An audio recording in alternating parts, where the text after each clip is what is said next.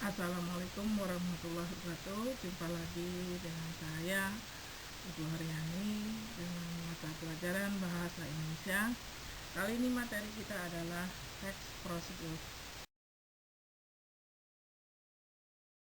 Baiklah, pada semester ini, semester ganjil, materi yang akan kita pelajari itu ada 4 bab, yaitu bab pertama teks prosedur, bab kedua teks eksplanasi, bab ketiga teks krama, dan bab 4 fiksi dan non fiksi. Itu untuk semester 1. Untuk semester 2 juga ada 4 bab, jadi ada 8 bab khusus untuk kelas 11. Kita bagi 4 bab 4 bab. Baiklah, kita akan mempelajari pada bab pertama.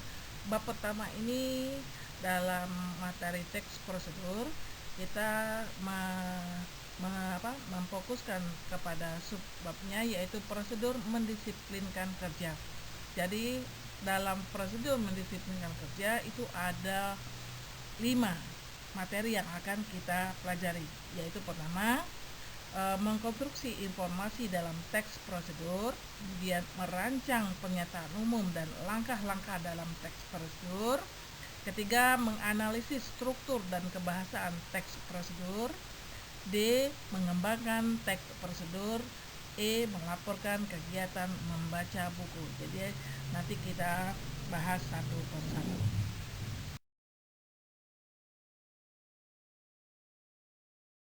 Sekarang materi pertama yaitu mengkonstruksi informasi dalam teks prosedur. Dalam mengonstruksi informasi dalam teks prosedur itu akan kita pelajari tentang pengertian teks prosedur itu sendiri, ciri-ciri teks prosedur, kemudian langkah-langkah penulisan dalam teks prosedur. Sekarang pengertian teks prosedur. Teks prosedur itu adalah menjelaskan langkah-langkah membuat atau melakukan sesuatu. Apa tujuannya? Tujuannya untuk memberikan penjelasan bagaimana sesuatu itu dicapai, dilakukan, dibuat, atau dioperasikan. Misal saya contohkan kita bagaimana cara membuat es krim misalnya.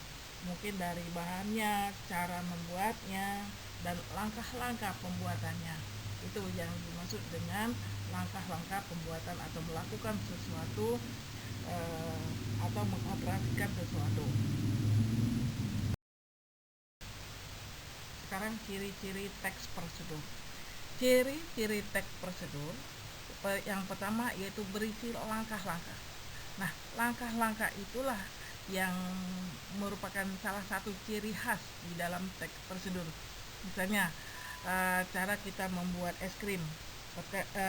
Cara pertama apa? Misalnya langkah pertama mungkin kita cari bahan-bahannya. Sudah mencari bahannya, kemudian apa saja ukuran bahannya, kemudian cara pembuatannya. Itu salah satu pembuat. Misalnya pertama apa, kedua apa, dan seterusnya. Kemudian informatif. Informatif itu sifatnya menginformasikan kepada pembaca. Kemudian terperinci. Terperinci itu padat sesuai dengan langkah-langkah dari pembuatan itu. Kalau karena apa?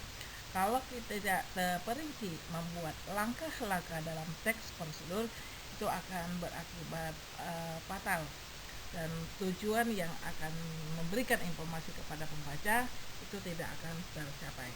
Kemudian ciri ketiga, ciri seterusnya yaitu objektif. Objektif itu apa adanya, tidak diberi rekayasa atau kalimat-kalimat yang bersifatnya majas. Kemudian ciri selanjutnya itu menggunakan syarat atau pilihan kalimat. Kemudian ciri selanjutnya itu jelas, logis, dan singkat. Logis itu masuk akal, singkat, jelas, padat.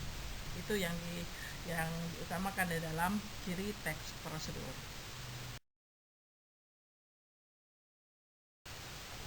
Kemudian langkah-langkah penulisan teks prosedur. Langkah pertama yaitu menentukan topik, atau bisa juga menentukan judul daripada teks prosedur itu. tentang apa. Misalnya judulnya es krim mocha, berarti topiknya tentang pembuatan es krim mocha. Kemudian kita harus mengumpulkan sumber-sumber informasi yang lebih valid. Kemudian baru kita akan membuat suatu pernyataan umum. Kemudian pernyataan umum itu sebagai pembukanya atau pendahuluan sebelum kita menjelaskan prosedur kegiatan. Kemudian kita mengembangkan informasi itu. Nah, mengembangkannya itu mungkin mulai dari bahan atau segala sesuatu yang dibutuhkan. Tetapi tidak semua teks prosedur mengandung bahan atau jadi atau bahan yang sifatnya opsional atau boleh dihilangkan lah. Itu tidak mesti harus ada. Jadi bisa saja misalnya kalau kita mengoperasikan laptop, nah, itu tidak ada bahan-bahan yang akan kita buat. Tetapi kalau dalam teks prosedur membuat es krim mocha, otomatis harus ada bahan. Jadi itu bisa bersifat opsional. Itu dalam pengembangan informasinya. Kemudian baru kita menyusun teks prosedur. Nah, menyusun teks prosedur itu sesuaikan dengan langkah-langkah atau tahapan-tahapan daripada teks prosedur itu. Apa gunanya? Untuk mencapai tujuan. Tujuannya yaitu menginformasikan kepada pembaca.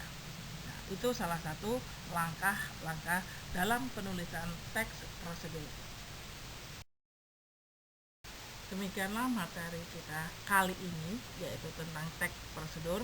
Nanti kita lanjutkan dengan teks prosedur berikutnya. Semoga apa yang saya sampaikan dapat kalian pahami. Jika belum paham atau tidak paham, boleh kamu tanyakan via Telegram. Sekian, terima kasih. Assalamualaikum warahmatullahi wabarakatuh.